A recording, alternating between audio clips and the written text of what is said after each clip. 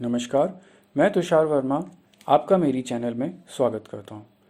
जैसा कि आपको विदित है कि मैं मुंशी प्रेमचंद की कहानियाँ आपको पढ़कर सुना रहा हूँ, तो इसी कड़ी में आज मैं आपके लिए एक नई कहानी विध्वंस लेकर उपस्थित हुआ हूँ। तो आइए शुरू करते हैं कहानी विध्वंस। जिला बनारस में बीरा नाम का एक गांव है। वहाँ एक विधवा वृद्धा संतानहीन गोंडिन रहती थी, जिसका भुनगी नाम था। उसके पास एक धुर भी जमीन न थी और न रहने का घर था। उसके जीवन का सहारा केवल एक भाड़ था।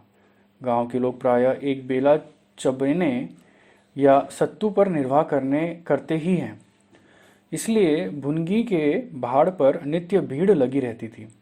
वह जो कुछ भुनाई पाती वही भुन या पीस कर खा लेती और भाड़ ही की झोपड़ी के कोने में पड़ी रहती। वह प्रातःकाल उठती और चारों ओर से भाड़ झोंकने के लिए सूखी पत्तियां बटोर लाती। भाड़ के पास ही पत्तियों का एक और बड़ा ढेर लगा रहता था।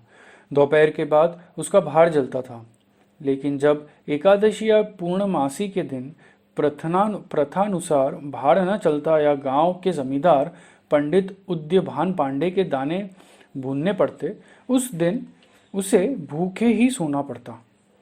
पंडित जी उससे बेगार में दाने ही ना भुनवाने थे, उसे उनके घर का पानी भी भरना पड़ता था और कभी कभी इस हेतु से भी भाड़ बंद लगता रहता था।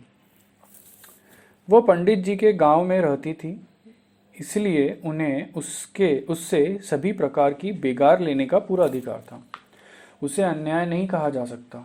अन्याय केवल इतना था कि बेगार सुखी लेते थे। उनकी धारणा यह थी कि जब खाने को ही नहीं दिया गया तो बेगार कैसी।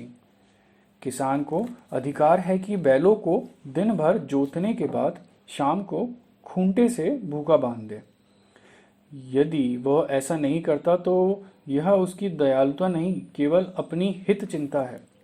पंडित जी को इसकी चिंता न थी, क्योंकि एक तो भुगनी 2 दिन भूखी रहने से मर नहीं सकती थी, और यदि देवलोक से मर भी जाती है तो उसकी जगह दूसरा गोंड बड़ी आसानी से बसाया जा सकता है। पंडित जी की यही क्या कम कृपा थी कि वो भुगनी को अपने गांव में बसाए हुए थे। चैत का महीना था, संक्रांति का पर्व।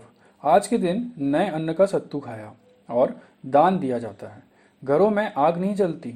भुनगी का भाड़ आज बड़े जोरों पर था। उसके सामने एक मेला सा लगा हुआ था। सांस लेने का भी अवकाश न था। ग्राहकों की जल्दबाजी पर कभी कभी झुल्ला पड़ती थी कि इतने में जमींदार साहब के यहाँ से 2 बड़े बड़े टोकरे अनाज से भरे हुए आ पहुंचे और हुक्म हुआ कि अभी भून दे। भुनगी दोनों टोकरे देखकर सहम उठी। अभी दोपहर था, पर सूर्यास्त के पहले इतना अनाज भूनना असंभव था। घड़ी 2 घड़ी और मिल जाते तो एक अठवारे के खाने भर का अनाज हाथ आता। देव से इतना भी ना देखा गया। इन यमदूतों को भेज दिया। अब पहर रात का सेंत मेंत में भाड़ में जलना पड़ेगा। एक नैराश्य भाव से दोनों टोकरे ले लिए। चपरासी ने डांट कर कहा, देर न लगे, नहीं तो तुम जानोगी। भुनगी, यहीं बैठे रहो, जब भुन जाए तो लेकर जाना। किसी दूसरे के दाने छूं तो हाथ काट लेना। चपरासी, बैठने की हमें छुट्टी नहीं है, लेकिन तीसरे पहर तक दाना भुन जाए। चपरासी तो यह ताकीद करके चलते बने और भुनगी अनाज भूनने लगी, लेकिन मन पर अनाज भूनने की कोई हंसी तो थी नहीं। उस पर बीच बीच में भुनाई बंद करके भाड़ भी झोंकना पड़ता था। अतः तीसरा पहर हो गया और आधा काम भी ना हुआ। उसे भय हुआ कि जमींदार के आदमी आते होंगे। आते ही गालियां देंगे, मारेंगे। उसने और वेग से हाथ चलाना शुरू किया। रास्ते की ओर ताकती और बालू नांद से में छोड़ने जाती। यहाँ तक कि बालू ठंडी हो गई थी। सेवड़े निकलने लगे। उसकी समझ में ना आता था क्या करें। न भुनते बनता था, न छोड़ते बनता था। सोचने लगी, कैसी विपत्ति है। पंडित जी कौन मेरी रोटियां चला देते हैं, कौन मेरे आंसू पोंछ देते हैं। अपना रक्त जलाती हूँ तभी दाना मिलता है, लेकिन जब देखो खोपड़ी पर सवार होते हैं, इसलिए न कि उनकी 4 अंगुली धरती से मेरा निस्तार हो रहा है। क्या इतनी सी जमीन का इतना मोल है? ऐसे कितने ही टुकड़े गांव के बेगाम पड़े हैं। कितनी बकरियां उजाड़ पड़ी हैं।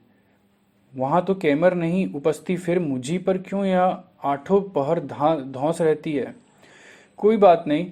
और ये धमकी मिली कि भाड़ खोद कर फेंक दूंगा, उजाड़ दूंगा। मेरे सिर पर भी कोई न होता तो बौछार सहनी पड़ती। वह इन्हीं विचारों में पड़ी हुई थी कि दोनों चपरासियों ने आकर कर्कश स्वर में कहा, क्यों री, दाने भुन गए। भुनगी ने निडर होकर कहा, भुन तो रही हूं, देखते नहीं हो। चपरासी, सारा दिन बीत गया और तुमसे इतना अनाज नहीं भुना गया। यह तू दाना भून रही है या उसे चौपट कर रही है। यह तो बिल्कुल सेवड़े हैं, इनका सत्तू कैसे बनेगा। हमारा सत्यानाश कर दिया। देख तो आज महाराज तेरी क्या गति करते हैं। परिणाम यह हुआ कि उसी रात को भाड़ खोद डाला गया और अभागिन विधवा निरावलंब हो गई। भुनगी को अब रोटियों का कोई सहारा न रहा। गांव वालों को भी भाड़ में के विध्वंस हो जाने से बहुत कष्ट होने लगा। कितने ही घरों में दोपहर को दाना ही न मयस्सर होता। लोगों ने जाकर पंडित जी से कहा कि बुढ़िया को भाड़ जलाने की आज्ञा दे दीजिए, लेकिन पंडित जी ने कुछ ध्यान न दिया। अब वो रोब ना घटा सकते थे।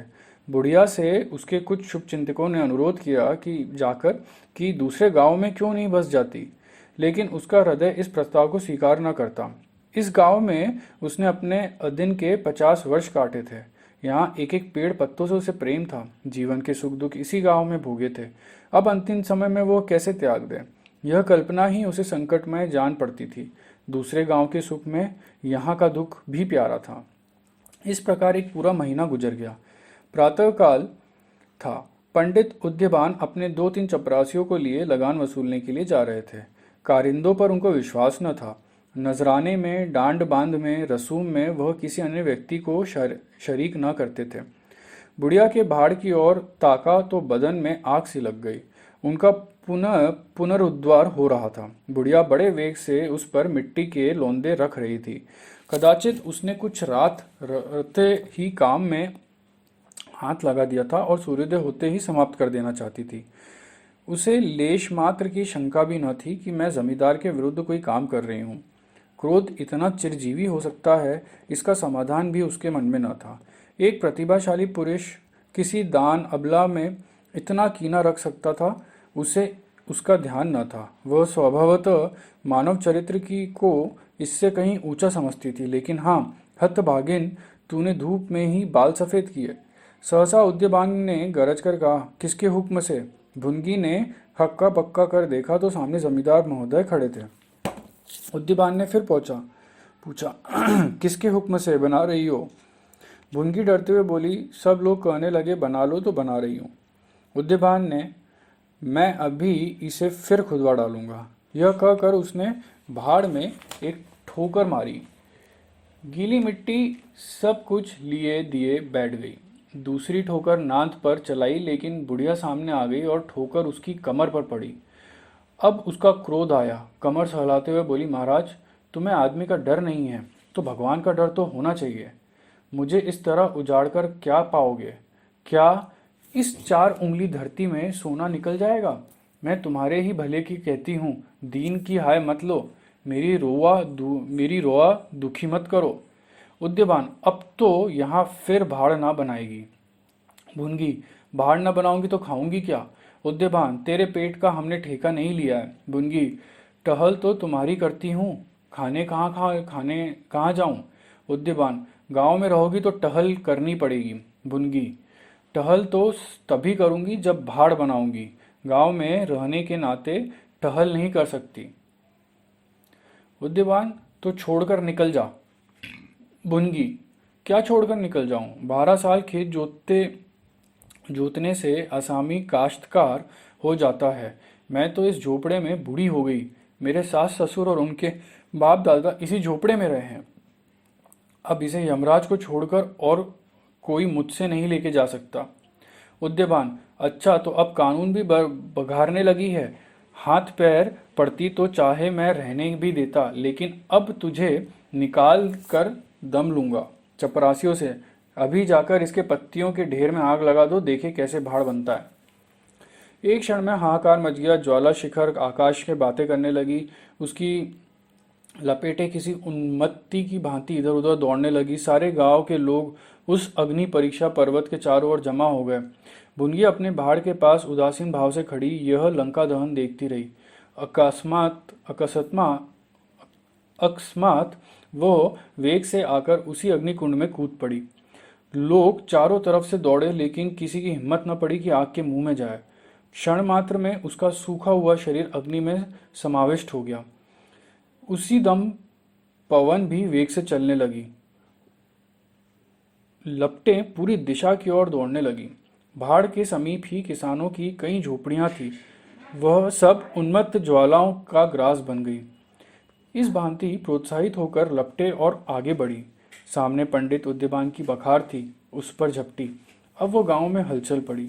आग बुझाने की तैयारी होने लगी, लेकिन पानी के चींटे ने आग पर तेल का काम किया। ज्वालाएं और भड़की और पंडित जी के विशाल भवन को दबोच बैठी।